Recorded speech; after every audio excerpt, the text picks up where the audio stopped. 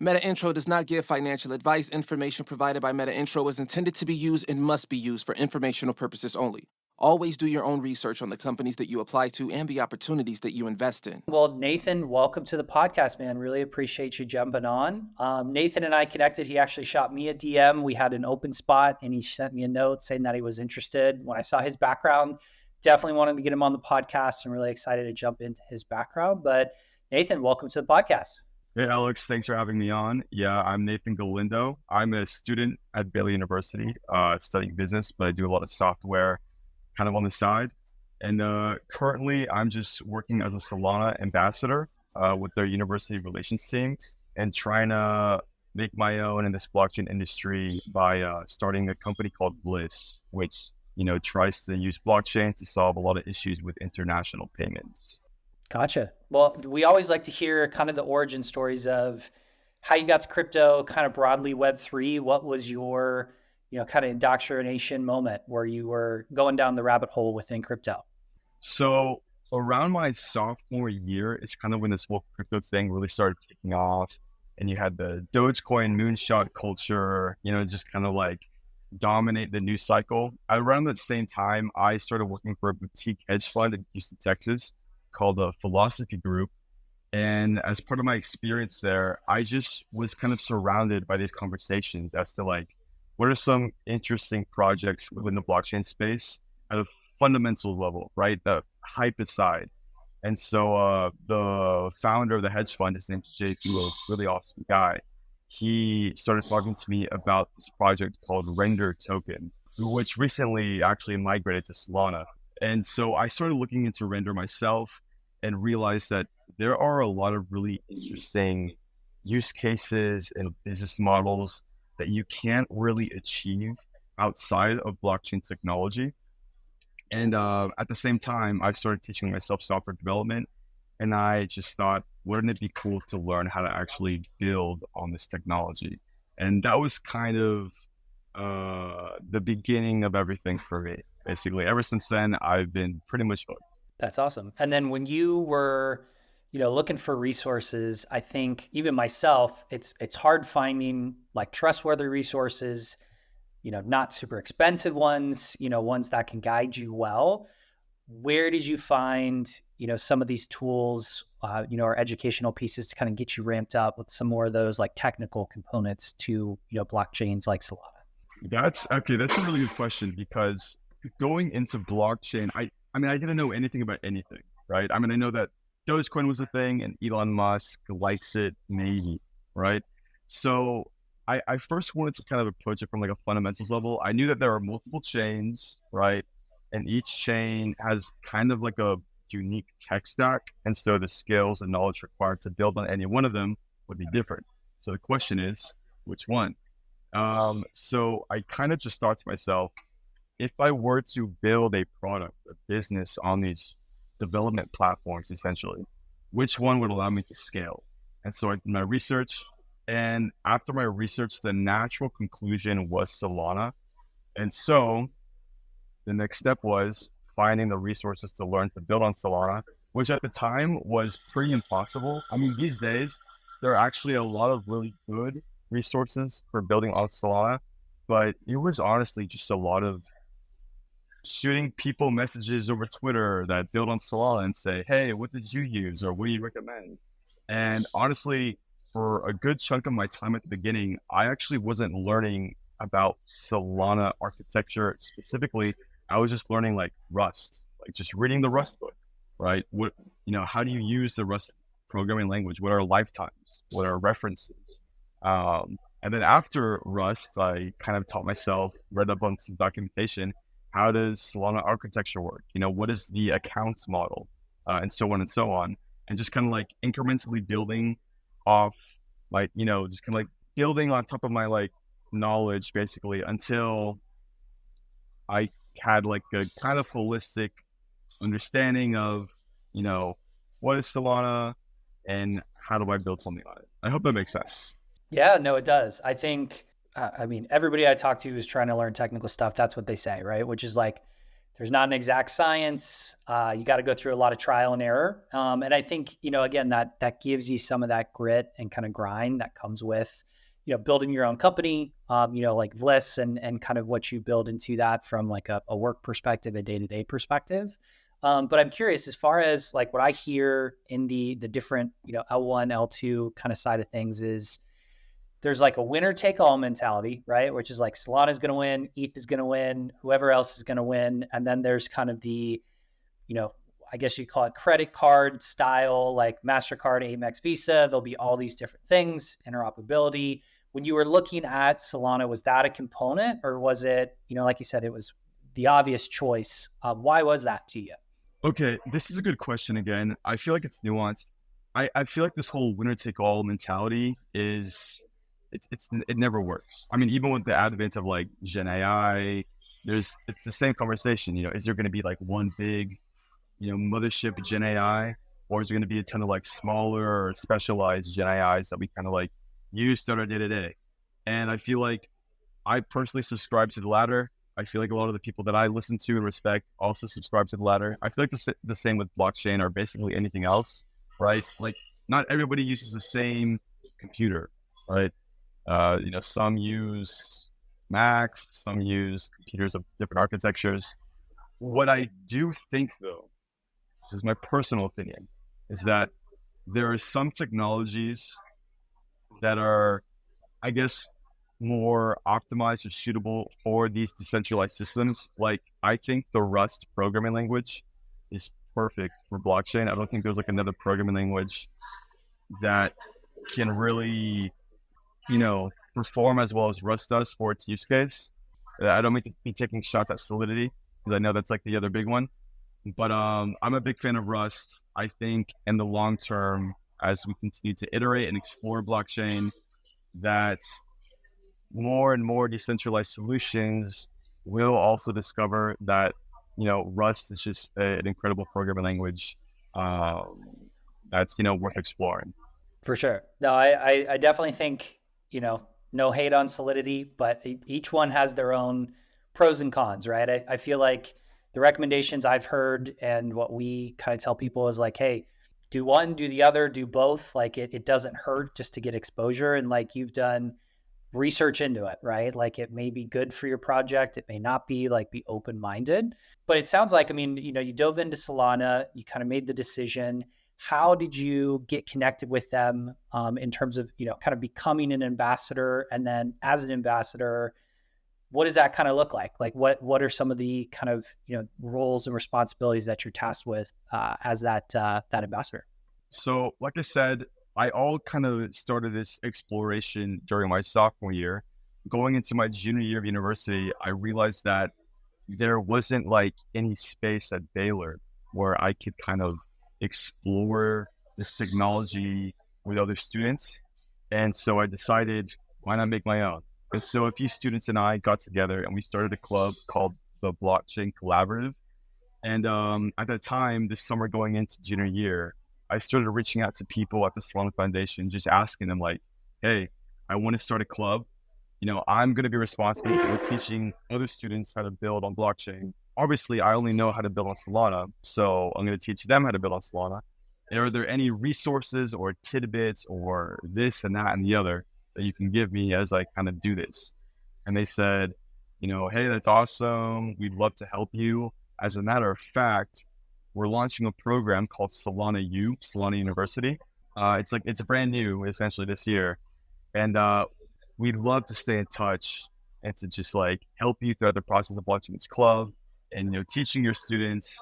And as we kind of went through the motions of that, and as I continued to build in this space and collaborate with them, they eventually just extended me the opportunity to join the Solana team as an ambassador, where I can like actually work with the Solana Foundation to make Solana University the most student inclusive, and I think honestly just like the best environment for students and blockchain and like the whole blockchain industry. And it's been a really good experience thus far. That's cool. No, I've heard of, a few other blockchains and other projects within the crypto ecosystem using the ambassador model. Cause like you said, there's a lot of people that are interested in the space, users of the product. And for you, like you mentioned, it's a good way for you to both learn yourself, share with others. And I think, again, starting up blockchain clubs, I've partnered with one in Georgia Tech. I mean, there's obviously like the Berkeley Club. There's, some other ones throughout the nation where like there's just a ton of incubation going on. And I think, for you yourself, it sounds like, in that environment, you were able to kind of generate the idea of Vlyss and kind of the project. Walk me through like 0 to 1. Where did it come from? Where's it at? What are you doing, for Vlyss? So yeah, awesome. At Baylor University, they like to host these, business school get-togethers, networking events where they invite, leaders from all sorts of companies, and you get to network with the students essentially. And so, at the beginning of my junior year, I went to one of these and I got to make a good connection with Bob Case, who formerly was the senior vice president of global operations at Dell Technologies. He's recently retired, so congratulations to him. He served his time.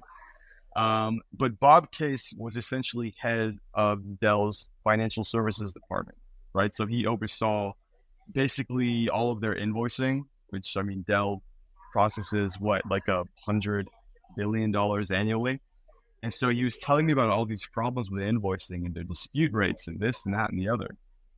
And he knew that I had a background in blockchain technology. And so he just asked me if I could give him and some the leadership team in the CFO office at Dell consultation services about what blockchain is, what smart contracts are, and how they can apply to invoices. And that was kind of the beginning, again, of everything for my journey into, what is invoicing, and then how does it work, and what are its issues at scale, right? Because Dell is Dell, and how can blockchain be used to actually solve a lot of these issues. And so that was kind of the beginning of that ball. Over the course of my junior year, I actually got involved with a new professor at Baylor University named Dr. Sophia Zhang, who specializes in blockchain technology. And we ended up doing some academic research on blockchain applied to invoicing and enterprise use cases. Recently, we were invited to visit the University of Miami and present on our research. And kind of semi-recently, before the beginning of the summer, I got with some other Baylor students, and I thought, hey, from all that I've researched and from all that I've talked about this, problem, I do believe that blockchain is a viable solution, and there's no reason why we can't build something, here and now. And so that's exactly what we did. We started a company called Vlyss. You can search us up on vlyss.com even right now.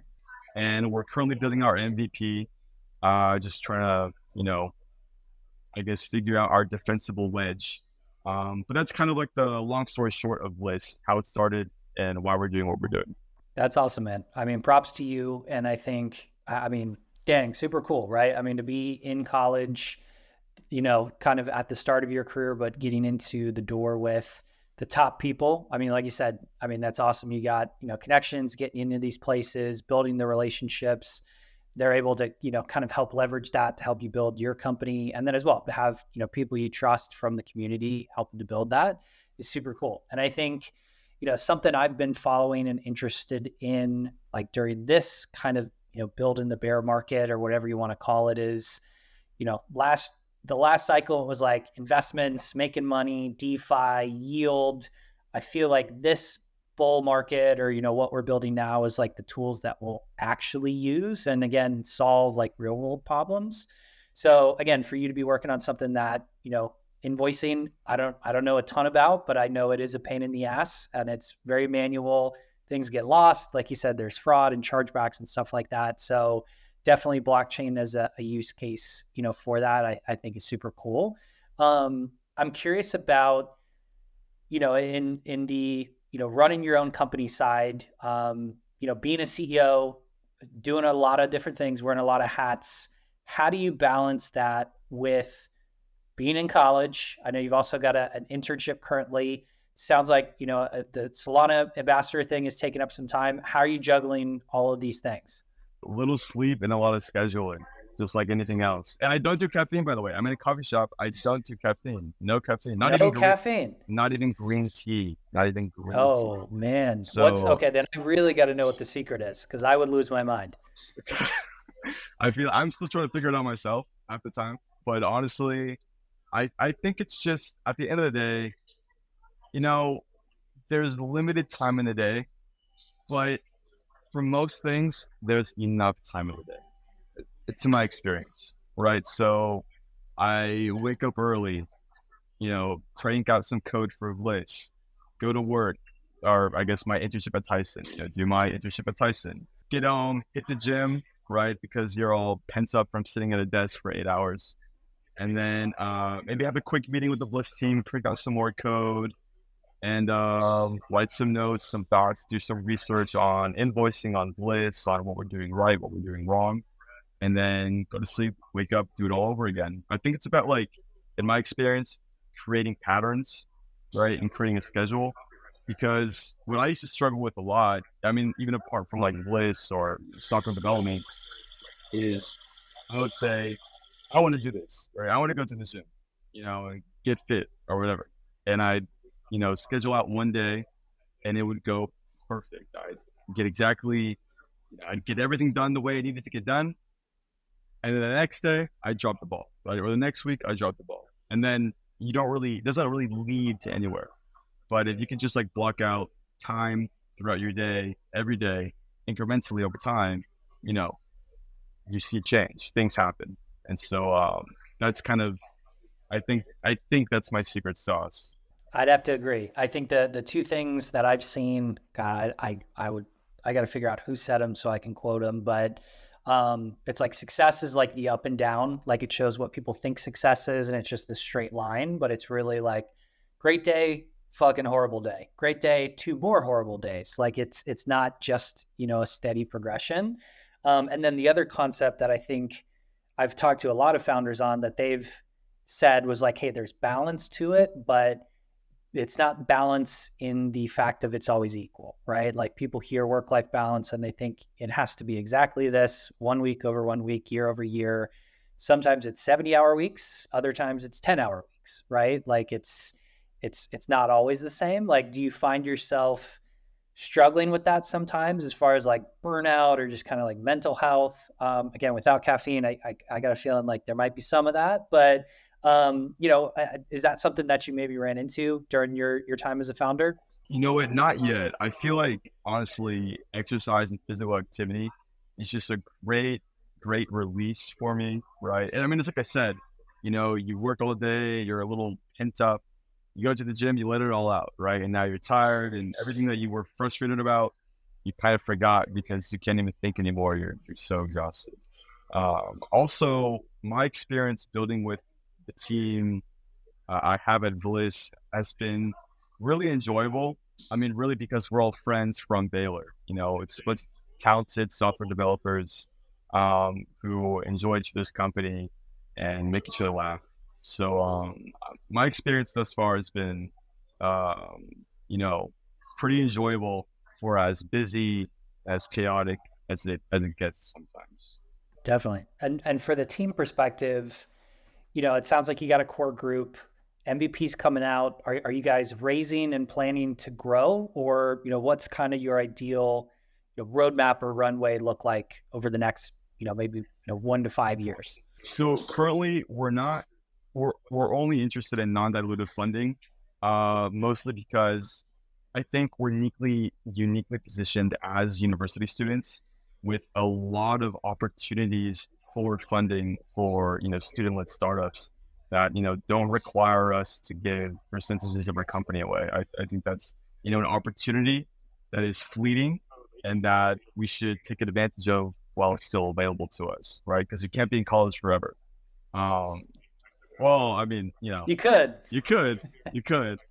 Not, I don't think it's our goal, but yeah, I hope that answers your question.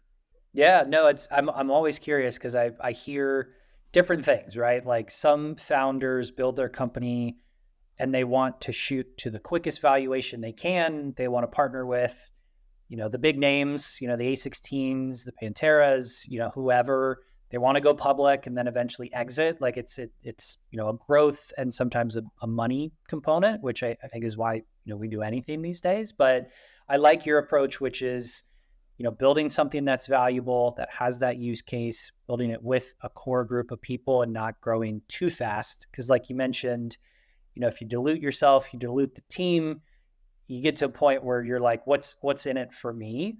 But I'm always curious because before getting into crypto and talking to founders, I knew nothing about how to fund a business, how to fund your startup.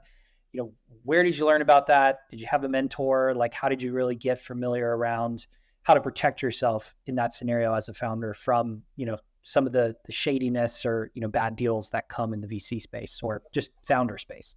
Honestly, it's kind of a mixture of things. I mean, like my own research, I do a lot of reading, and I've just kind of like picked up these general do's and don'ts, from the books that I read, from the articles that I read.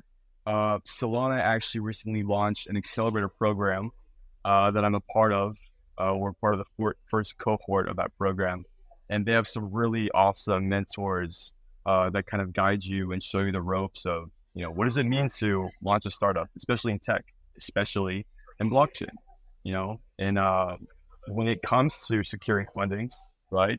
What are the do's and don'ts? What do you look out for, right? Because money isn't always good money, right? I remember I used to watch that show Silicon Valley, and there's this company that got all this investor money, and they're kicking it and throwing parties, and they're the cool guys, but their growth rate expectations were absolutely unreasonable. They got burned out, and eventually they lost everything, right? So there's a right way to do things and a wrong way to do things.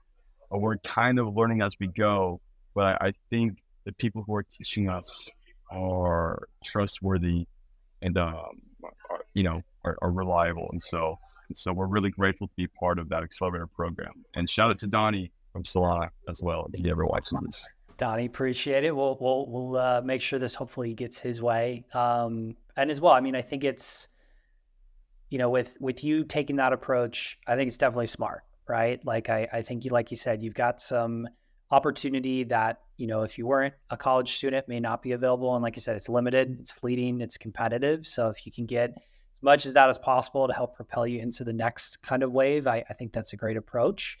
But I am curious because I feel like or I don't know if it's new. I mean, this was definitely when I was, deciding, is it college? Is it start my own company? Is it go work for someone else? I feel like your generation and really people in your kind of graduating class are either like, I'm going to go totally out on my own, never go to college, or I'm going to go to college. You're kind of in between. Like, how did you decide I am going to go to college? It sounds like you're planning on continuing and graduating, which I think is smart.